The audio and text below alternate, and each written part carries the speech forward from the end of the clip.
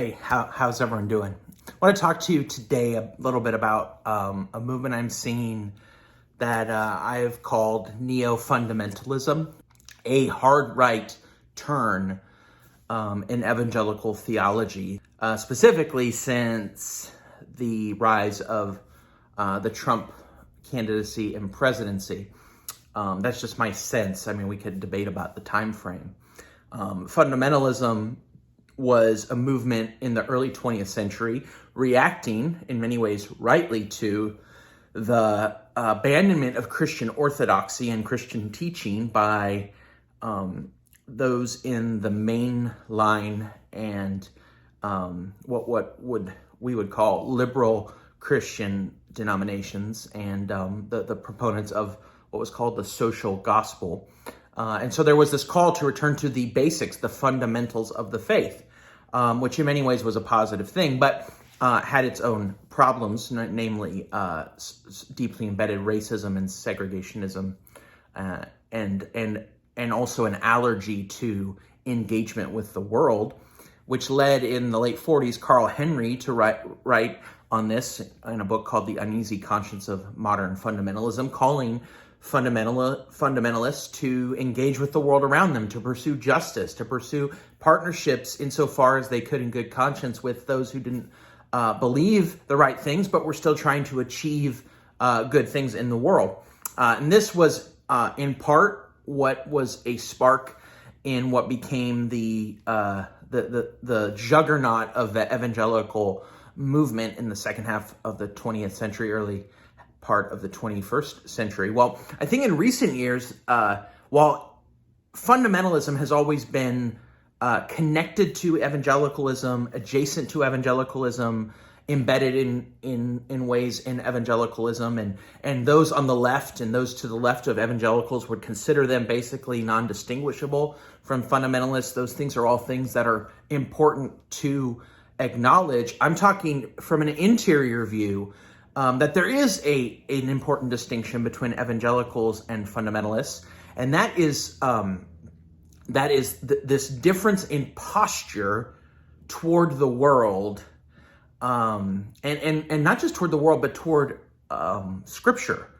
and so I think we've seen in recent years this sort of hard right turn, like this not just gradual drift, but like a 90-degree almost turn toward fundamentalism, a neo-fundamentalism in some circles, that is marked by a hostility toward the world, a narrow-mindedness on different issues, and partisanship.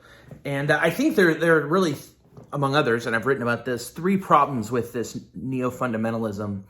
And the first is that the neo-fundamentalism holds second and third tier issues with the same grip that it holds to first tier issues of orthodoxy.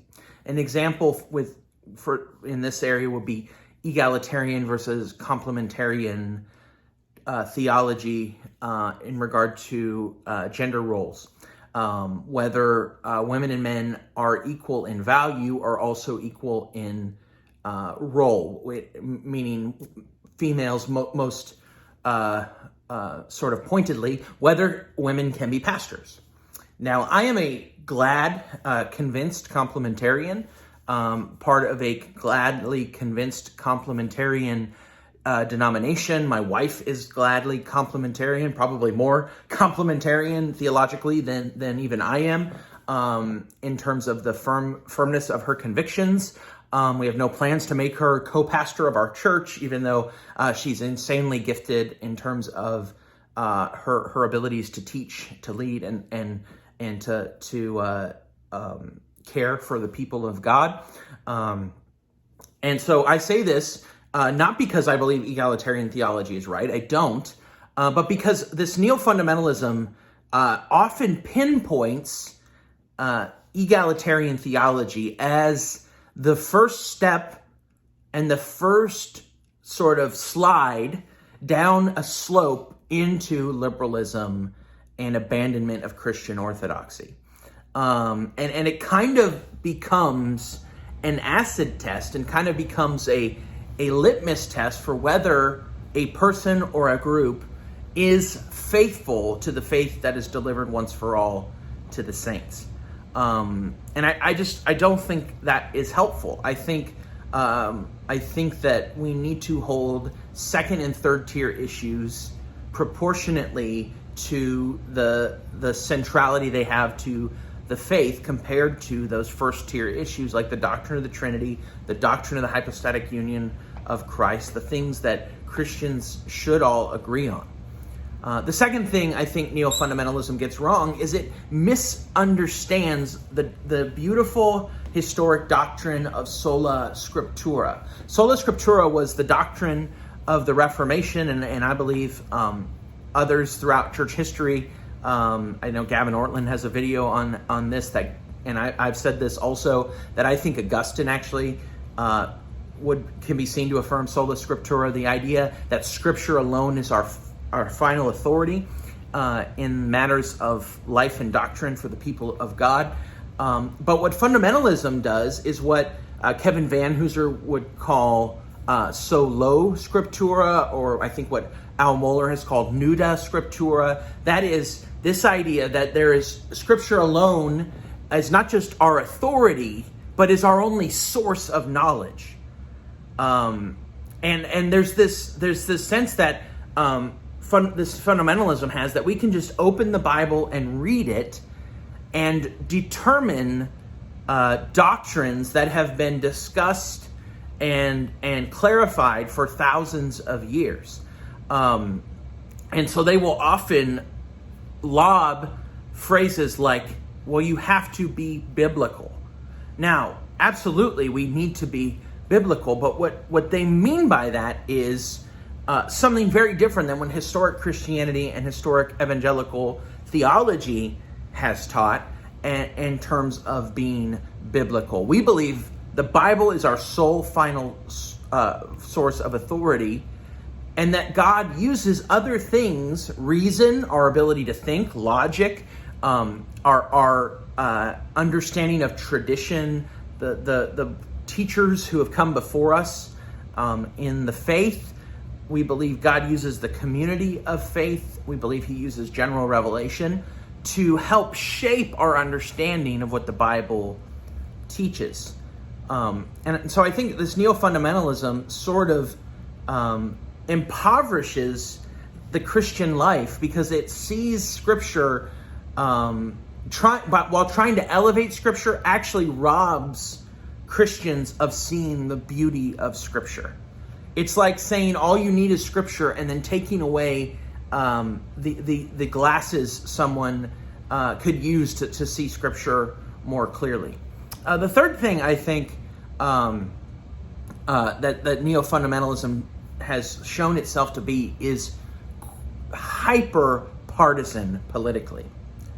It is not, to me, any surprise that this neo-fundamentalism, at least as far as I see it, is very closely tied in time-wise to the ascendancy of Donald Trump as a candidate and then as a president of the United States. Candidate for and then president of the United States. And I see in this neo-fundamentalism a rigidity politically that is even more stark than what has come before. Now, this partisanship that I'm referring to is sort of this sense in which folks just walk in lockstep with the movement of the Republican Party in ways that I believe compromise the prophetic witness of the church and the fruitful mission of the church. And defending things that just don't need to be, that should not be, and really morally cannot be defended. And look, you can agree with the Republicans on pro-life issues. I do. You can agree with the Republicans on religious liberty issues generally. I do. You can agree with Republicans on Federalist policies and the importance of local governance, although in many ways that has not retained its importance on the right in these days, as both the Republicans and the Democrats are obsessed with big federal governmental programs. The point isn't what you agree with or disagree with in these parties and platforms, and certainly I think we can discuss those things. The point is the clear captivity to a vision of the good in our society that is shaped by a political movement, a cultural and political movement, rather than by the Bible that the neo-fundamentalists are saying that they are defending. I think you see this in the way folks talk about manhood and what it means to be a man. And you hear folks talk about the ideal man, and to be honest with you, those descriptions often to me sound a lot more like Donald Trump than they do like Jesus Christ. And so I think this is a serious misfire, and one of the symptoms of this neo-fundamentalist rightward turn. And so what I think evangelicals need to do, and I know I am oversimplifying the discussion dramatically in this little video, because there are different streams and layers and all that. I understand that, but generally speaking, evangelicals who believe in Scripture, believe in mission, believe in the historic faith, want to practice their faith in the world in a way that matters, and you can call that justice, you can call that compassion or mercy, and I think those distinctions matter, but that want to be meaningfully engaged in the world. I think evangelicals just need to be okay with being evangelical. And some on the left will call us fundamentalists, and some on the right will call us liberals. And either way, I think if we're following Jesus, it doesn't matter what people call us.